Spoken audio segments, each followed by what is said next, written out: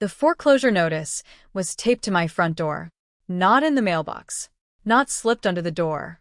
Taped to the front door itself. In a bright orange envelope with bold black lettering that I could read from the driveway before I had even reached the porch steps.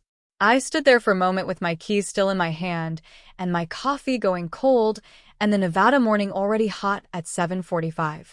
I knew what that envelope was before I opened it.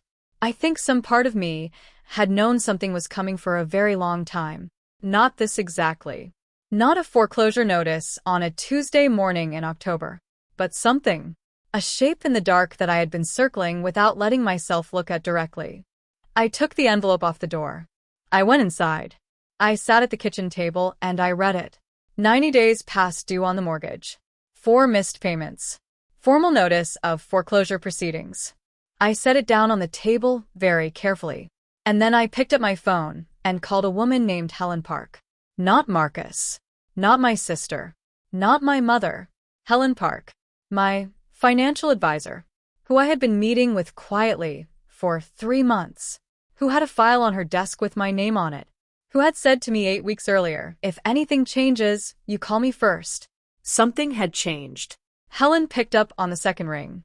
I said 3 words. "It has started." She said, "I know. Come in this afternoon. We are ready." Before I tell you what Helen had already prepared, and what we found when we started pulling the full picture of 6 years of our finances, I want to ask you something. Have you ever stood on your own front porch and felt the ground shift completely beneath your feet? Drop a comment below. Tell me where you're listening from today. And if this is your first time here, please subscribe, because this story is just beginning. Before I take you back to where all of this started, let me tell you who I was. My name is Vanessa Reyes, 37 years old. Senior event coordinator at one of the larger hotel properties on the Las Vegas Strip. I had worked my way up from an entry-level hospitality role over 12 years, learning every part of the industry, building relationships, becoming the person that clients requested by name when they had something important to plan. I was good at my job. The kind of person who caught problems before they became visible to anyone else. Which is why, when I look back now, I ask myself the question I know you are already thinking. How did I miss it for 6 years? The answer is not that I was careless. The answer is that I trusted completely.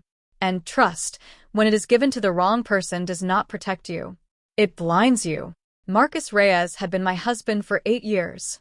And for 6 of those 8 years, he had been gambling away everything we had built. This is my story. I met Marcus at an industry event in the summer of 2013.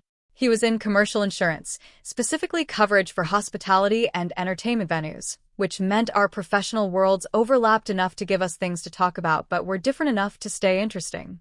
He was confident without being loud. He asked good questions. He had a laugh that filled a room without demanding attention. We were married 14 months later. Our wedding was at a small venue outside the city, away from the strip, away from the lights, in the quiet desert where the sky goes completely dark at night and you can see everything. 40 guests. String lights. A dinner that went until midnight because nobody wanted to leave. I remember thinking that night that we had chosen each other well. I still believe that about the beginning. What came after, that is a different story. We bought our house in Summerlin 2 years into the marriage. A 4-bedroom on a quiet street with a backyard that caught the evening light perfectly. I had always wanted a house with a backyard that caught the evening light. I had told Marcus that on our 3rd date, and he had remembered. Our finances were structured simply. Joint checking for household expenses. Individual savings accounts that we each contributed to monthly. Marcus managed his business finances separately. He was self-employed, his income was variable, and it had always made more sense for him to handle his own business accounting. I managed the household. I checked our joint accounts every month. I balanced the budget quarterly. I was careful and consistent, and the numbers always made sense. I did not look at Marcus's personal accounts. I had never had a reason to. The first sign came in the fall of 2017, and it was so small, so easily explained, that I filed it away without a second thought. Our joint savings balance was lower than I expected at the end of October. Not dramatically lower. $1,400 less than my projection. Marcus said he had transferred money to cover a business expense and would replace it by the end of the month. He did replace it. Within 2 weeks. Exactly as he said. I noted it. I moved on. I did not know then that this was a pattern I had been watching for 2 years without recognizing it as a pattern. The small withdrawals. The explanations.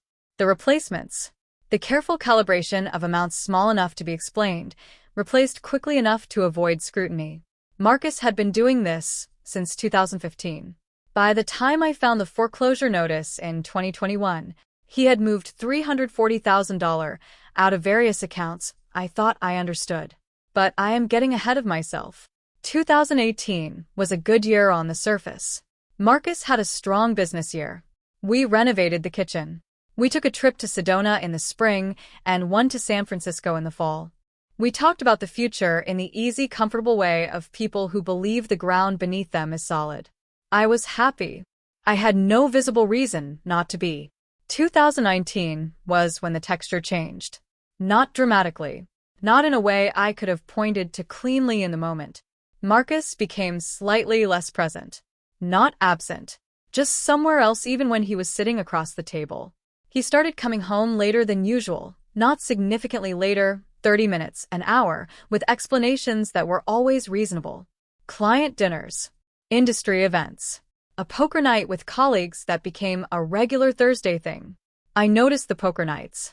Not because I was suspicious. Because I was a detail-oriented person and details were what I noticed. I noted that the Thursday night started in January of 2019 and by June had become a fixed weekly commitment. I noted that Marcus was occasionally tense on Friday mornings in a way that cleared by afternoon. I noted that 2 transfers from our joint account in the spring of 2019 were slightly larger than his usual pattern and were replaced more slowly than before. I noted all of it. I did not yet have a frame to put it in. The frame started to form in the spring of 2020. I was working from home that March. The city had gone quiet. The Strip had gone dark for the first time in decades, and the hospitality industry had entered a period of profound uncertainty that I was managing professionally while trying to hold our household steady. I was reviewing our finances more carefully than usual that spring. I had more time. I was building contingency budgets. I was looking at every number with more attention than I normally would. And I found something. A credit card statement. In our joint mail pile. A card I had not known existed. The name on the account was Marcus Reyes. The balance was $23,000.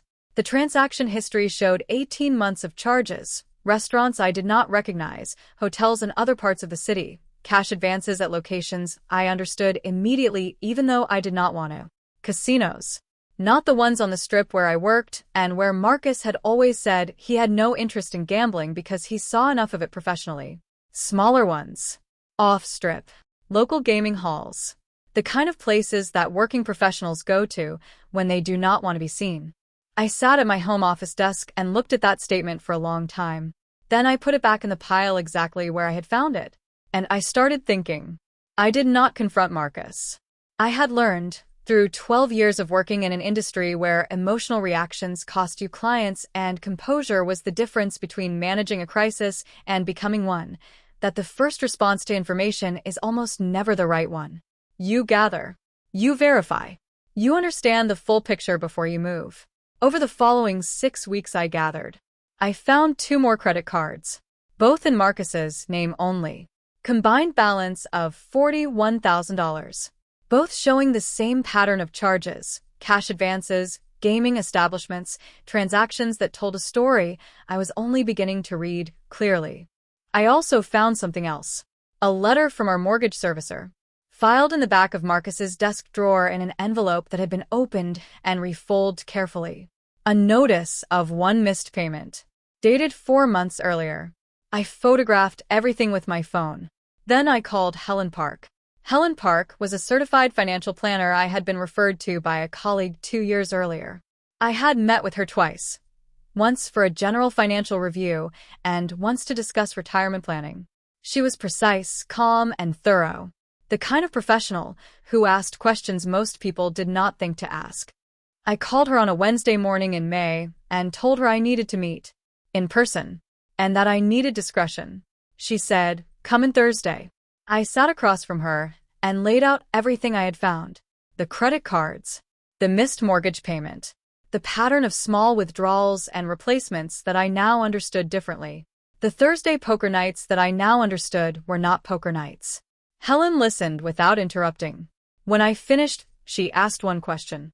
"How much do you know about his business finances?" I said, "Almost nothing. He has always handled those separately." She nodded slowly. Then she said, "I think we need to look at the full picture. All of it. And I think we need to do it carefully and quietly before you make any decisions." She pulled out a legal pad. She started writing. And over the next 3 months, we built a file. Before I tell you what that file contained, and what Helen said when she laid it out in front of me on a Monday afternoon in September, I want to pause here.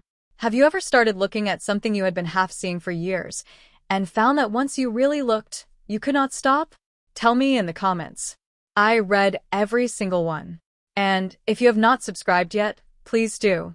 Because what Helen found was so much larger than I had prepared myself for. Helen retained a forensic accountant named Robert Choi.